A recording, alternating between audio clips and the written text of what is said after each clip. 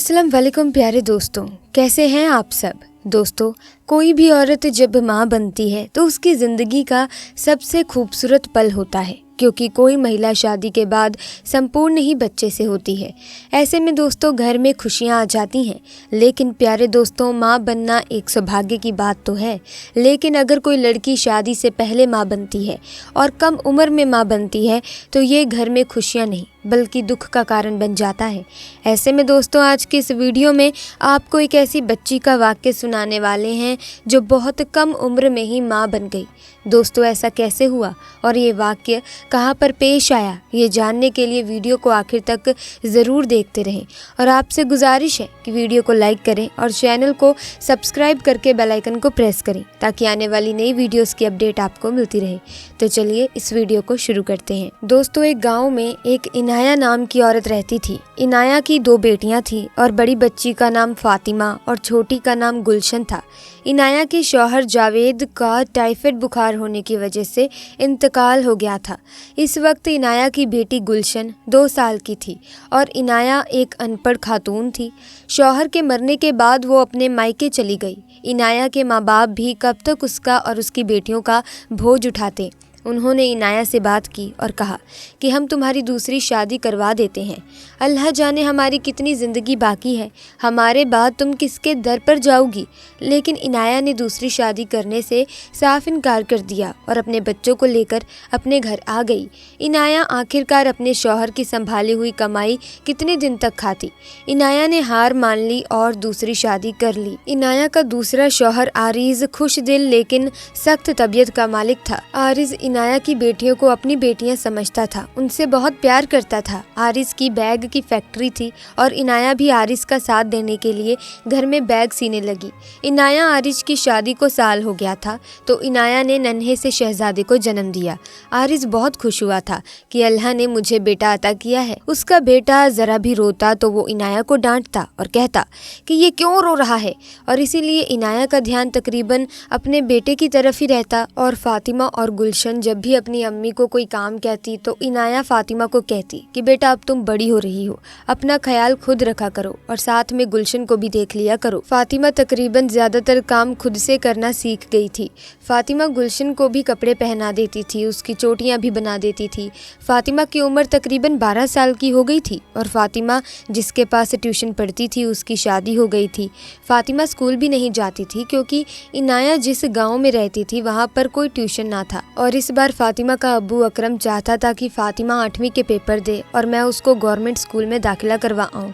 जब फातिमा की ट्यूशन वाली बाजी की शादी हो गई तो इनाया ने अकरम से कहा, फातिमा की बात की कि उसके बोर्ड के पेपर करीब हैं, फातिमा की ट्यूशन का क्या करना है। तो अकरम इनाया को कहने लगा कि तुम फिक्र ना करो, मेरे भाई का बेटा शहर से MA इंग्लिश करके आया है और उसने ट्यूशन सेंटर खोलना है, मैं उससे बात कर लूँगा, लेकिन फातिमा को उधर ही रहना पड़ेगा।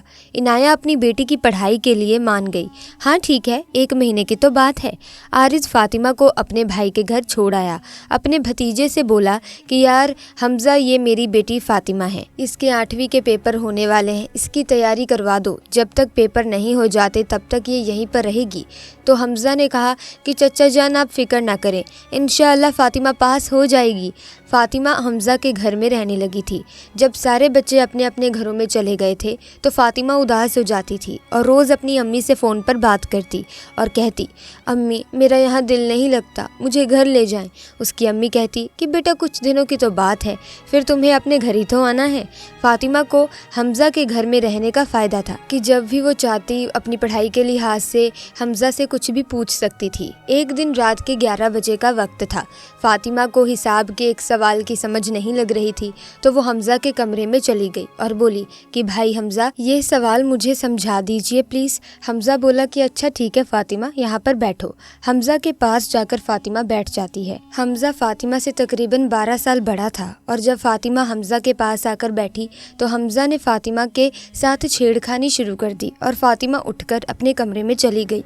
अगले दिन फातिमा ने अपनी अम्मी को फ़ोन किया कि मैं आपके पास आना चाहती हूँ अम्मी, मैं आपके बगैर उदास हो गई हूँ। इनाया बोली, अच्छा मैं तुम्हारे अब्बू से बात करती हूँ। अगले दिन फातिमा बच्चों के साथ होते हुए हमज़ा के पास आ गई तो हमज़ा ने उसका हाथ अपने हाथ में पकड़ लिया, उसके बालों को सहलाने लगा।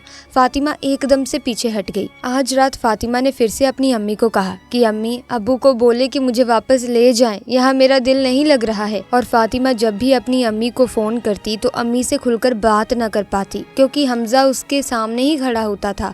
इनाया ने फिर आरिस को कहा कि आप जाएं और फातिमा को वापस ले आएं, वो बहुत उदास हो गई है, अब इतने दिन भी हो गए हैं और वो एक बच्ची ही तो है।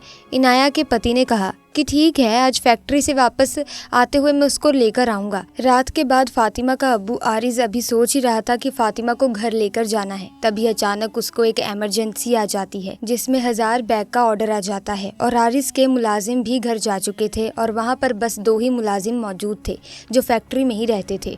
और 1000 बैग का ऑर्डर आरिस ने अपने मुलाजिमों के साथ मिलकर तैयार करवाया। दोस्तों, इनाया ने आरिस को बहुत फ़ोन किए, लेकिन फैक्ट्री में मशीनें चलने की वजह से आरिस को पता ही नहीं चला। दोस्तों, इधर हमज़ा के घर वाले किसी की शादी में चले गए थे और आज घर में हमज़ा और फातिमा अकेले ही थे। हमज़ा फातिमा के कमरे में आया और कहने लगा, फातिमा, तुम्हें आज कुछ पढ़ना नहीं था?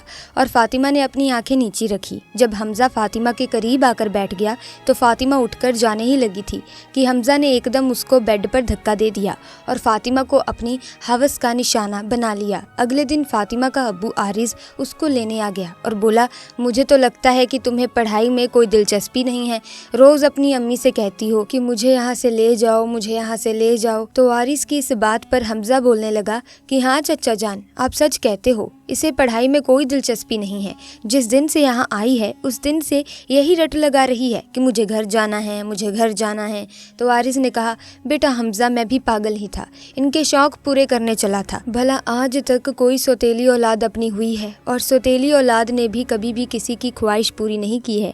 आज इस लड़की ने भी ये साबित कर दिया कि मैं इसका सौतेला बाप हूँ। ये कहकर आरिस फातिमा को घर ले आया। फातिमा जब घर आ गई तो अपनी अम्मी के गले लगकर बहुत रोई और अपनी अम्मी को हमज़ा के बारे में सब कुछ बता दिया कि वो अम्मी, वो पहले तो मुझे 4-5 दिन से छेड़ता रहा और जिस दिन घर में कोई नहीं था तो उस दिन उसने मेरे साथ ज्यादती की।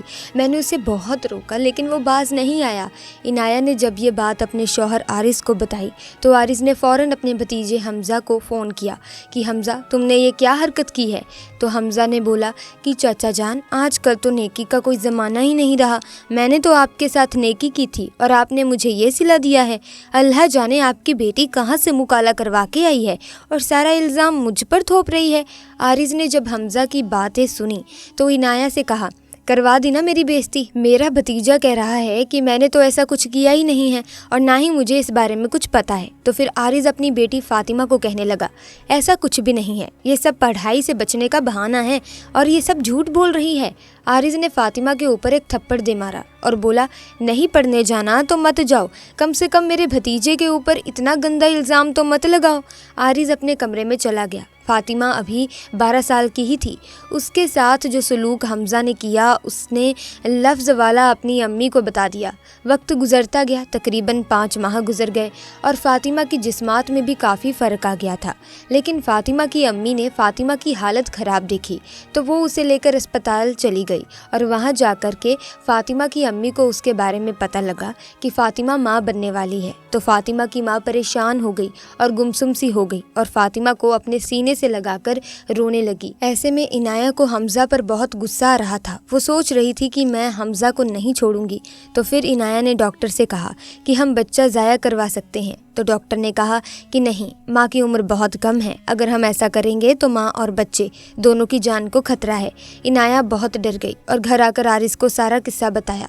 आरिस ने इनाया को गुस्से के लहजे में कहा, देखो इनाया, मैं दोबारा अपने भाई और भतीजे से बात नहीं करूँगा। पहले ही जब मैंने फ़ोन किया था तो उसने मेरी एक बात नहीं मानी और मेरी कम बेइज्जती नहीं की है। और साथ ही आरिस ने कहा कि अब ये लड़की इस घर में नहीं रहेगी। तो इनाया और फातिमा रोने लगी और इनाया कहने लगी कि नहीं, ऐसा मत करो आरिस, तुम्हारी मेहरबानी है, मुझसे मेरी बच्ची को दूर ना करो, वो इस हालत में नहीं है कि मैं उसे अकेला छोड़ सकूं। आरिस, तुम्हारी मेहरबानी है, ऐसा ना करो। आरिस कहने लगा कि इनाया, अगर तुम चाहती हो कि फातिमा जिंदा रहे तो इसे इस घर से जाना ही होगा। मैं लोगों की बातें नहीं सुन सकता। लोग तो बस मुझे ही भला बुरा कहेंगे और कहेंगे कि मैं सौतेला बाप था और सौतेले बाप ने अपनी औकात दिखा दी है। इसीलिए सबसे बेहतर यही होगा कि फातिमा ये घर छोड़कर चली जाए और इसमें फ़ातिमा की ही भलाई है। फिर आरिस फ़ातिमा को अपनी खाला के घर ले गया। आरिस की खाला कहने लगी कि आखिर मैं क्यों बदनामी का ढेर अपने सर पर रखूं, अपने घर में रखूं, ले जाओ यहाँ से। लोग मुझसे पूछेंगे तो मैं क्या कहूँगी, कौन है ये, मैं लोगों को क्या बताऊँगी, मेरी भी तो इज्जत है और वैसे भी इसके साथ मेरा कोई रिश्ता ही नहीं है, तू तो फिर भी इसका बाप है, तो तुम इसको अपने घर लेकर जाओ, मैं इसे नहीं रख सकती हूँ। ऐसे में दोस्तों आरिस फ़ातिमा को घर वापस ले आया और इनाया से बोला कि इसका बच्चा ज़ाया करवा दो। इनाया रोने लगती है और आरिस को कहती है कि मैंने आपको पहले भी तो बताया था कि ये बच्चा ज़ाया करवाया नहीं जा सकता, अगर फ़ातिमा का बच्चा ज़ाया करवाते हैं तो इसकी जान जा सकती है। इनाया ने सोच लिया था कि आरिस कुछ करे या ना करे, मैं अपनी बेटी को इंसाफ ज़रूर दिलवा कर रहूँगी। अगले दिन इनाया फ़ातिमा को लेकर हमज़ा के घर चली जाती है। अब इनाया हमज़ा के घर जाती है तो हमज़ा अपनी चाची इनाया और फ़ातिमा को देखकर चौंक जाता है और हमज़ा के चेहरे का रंग बदल जाता है। इनाया हमज़ा के चेहरे के तासुरात देखकर अंदाज़ा लगा लेती है कि इस कमीने ने ही मेरी बेटी के साथ ज़्यादती की है। हमज़ा के माँ बाप कहते हैं कि बहन बैठिए, क्या लेंगी आप। इनाया बोली कि कुछ नहीं, बस इधर से गुजर रही थी तो मैंने सोचा कि क्यों ना आपका हालचाल पूछती चलूँ। उसके बाद इनाया फ़ातिमा को लेकर चली गई। इनाया के जहन में कुछ चल रहा था, पता नहीं क्या था। अगले दिन इनाया ने हमज़ा को फ़ोन किया और कहने लगी कि मैं तुमसे मिलना चाहती हूँ। जब हमज़ा अपनी चाची इनाया के घर आता है तो इनाया बड़े प्यार से बात करती है कि बेटा ये फ़ातिमा तुम्हारी अमानत है, तुम इससे शादी कर लो और इसे अपने घर ले जाओ। लेकिन हमज़ा ये बात सुनकर गुस्से में बोलता है और कहता है चाची आप किसी और का इल्ज़ाम मुझ पर क्यों थोप रही हैं। तो इनाया भी गुस्से से बोली ये किसी और का इल्ज़ाम नहीं है बल्कि तुम्हारा गुनाह है और तुम्हें ये कबूल करना ही होगा। ये गुनाह तुमने किया है, बोलो कि तुमने मेरे बेटी के साथ ज़्यादती की है वरना मैं सबको बता दूंगी। इनाया अपने मोबाइल में ये सब कुछ रिकॉर्ड कर रही थी लेकिन इस बारे में हमज़ा को कुछ पता ही नहीं था। पहले तो हमज़ा माना ही नहीं था, फिर अचानक गुस्से में बोला कि हाँ मैंने तुम्हारी बेटी के साथ ज़्यादती की है, बोलो क्या करोगी। मैं तो लड़का हूँ, मेरी तो कहीं भी शादी हो जाएगी लेकिन तुम्हारी बेटी की बदनामी होगी और वो अलग। तुम्हारी बेटी के साथ कोई भी शादी नहीं करेगा।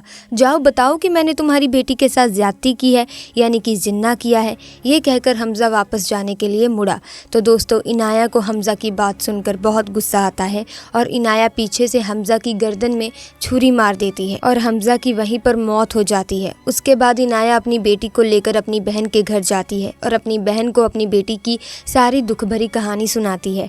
इनाया की बहन को बहुत दुख होता है और वो इनाया की बेटी को अपने घर रख लेती है। उसके बाद इनाया को पुलिस हमज़ा के कत्ल के इल्ज़ाम में पकड़कर ले जाती है। आरिस को जब ये बात पता चलती है तो आरिस इनाया से थाने मिलने जाता है और जब इनाया से मिलता है तो इनाया मोबाइल में की हुई रिकॉर्डिंग आरिस को सुनाती है तो आरिस कहता है कि तुम मुझे बता देती, मैं खुद उससे इसका बदला ले लेता। इनाया बोली कि आपको तो बताया था लेकिन आपने कुछ नहीं किया, मुझे अपनी बेटी की बहुत तकलीफ थी इसलिए अपनी बेटी को इंसाफ दिलाने के लिए मैंने ये सब किया। थाने के इंस्पेक्टर ने इनाया की रिकॉर्डिंग सुनी तो उसे भी बहुत दुख हुआ और फांसी और उम्र कैद की जगह इनाया को 10 साल की कैद हो गई। और इधर इनाया की बेटी ने एक मुर्दे बच्चे को जन्म दिया। फातिमा की खाला उससे बहुत ज़्यादा प्यार करने लगी थी और वो इनाया और उसकी बेटी फातिमा की हकीकत को जानती थी। फातिमा की खाला जानती थी कि मेरी बहन इनाया बहुत तकलीफ़ से गुजर रही है, इसीलिए उसने फातिमा की शादी अपने बेटे के साथ कर दी और फातिमा आज उस घर में खुशहाल ज़िंदगी गुजार रही है। क्या फातिमा की माँ इनाया ने हमज़ा को जिस तरीके की मौत दी, क्या हमज़ा इसका हकदार था? अपनी राय हमें कमेंट सेक्शन में ज़रूर बताइएगा दोस्तों। इसी के साथ ये वीडियो अगर अच्छी लगी तो वीडियो को लाइक करें, शेयर करें और चैनल को सब्सक्राइब करके बेल आइकन को प्रेस करें ताकि आने वाली नई वीडियोस की अपडेट आपको मिलती रहे। खुदा हाफिज़।